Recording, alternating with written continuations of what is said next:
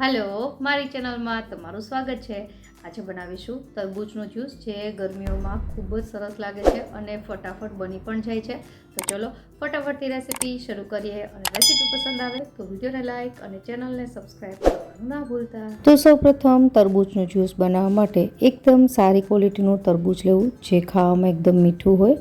तो अहीं आपणे आ तरबूजने छरीनी मददथी बे भागमां सुधारी लेवानुं छे अने त्यारबाद अत्यारे आपणे एक भागनुं ज्यूस बनावीशुं। तो एनी माटे एने मोटा मोटा पीसीसमां कट करी अने एमांथी बीज काढी लेवाना छे। तो अहीं मारी पासे तरबूज छे ए सुधारीने तैयार थई गयुं छे। जो तमे बीज काढवा न मागता होय तो एक वखत ब्लेन्डर जारमां ए ब्लेन्ड करीने त्यारबाद गाळीने पण एनो यूज करी शको छो।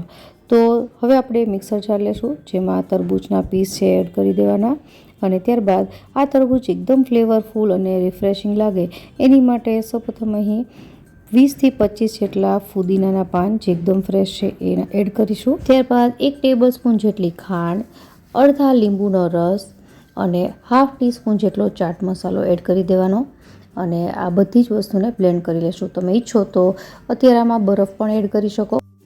તો બ્લેન્ડ થઈને જ્યુસ તૈયાર થઈ ગયું છે। હવે આપણે એને સર્વ કરીશું। તો સર્વ કરવા માટે અહીં ગ્લાસમાં થોડું બરફ એડ કરીશું અને ત્યારબાદ આપણું જે જ્યુસ તૈયાર કર્યું છે એને પોર કરી દેવાનું અને સાથે મેં સર્વિંગમાં જે તરબૂચ છે એને થોડું થોડું નાના નાના પીસીસમાં કટ કરીને આવી રીતે ગાર્નિશ કરી દીધું છે ઉપરથી ફુદીનાના પાન વડે અને થોડો ચાટ મસાલો સ્પ્રિંકલ કર્યો છે। આ વસ્તુ છે તમે સર્વિંગ ટાઈમે જ્યુસમાં એડ કરી શકો છો જો ઈચ્છો તો। બાકી આમનામ પણ તરબૂચનું જ્યુસ ખૂબ જ સરસ લાગે છે। તો એકદમ રિફ્રેશિંગ આ તરબૂચના જ્યુસની રેસીપી તમને જરૂરથી પસંદ આવી હશે। ફરી મળીએ નવી રેસીપી સાથે, ત્યાં સુધી બાય બાય।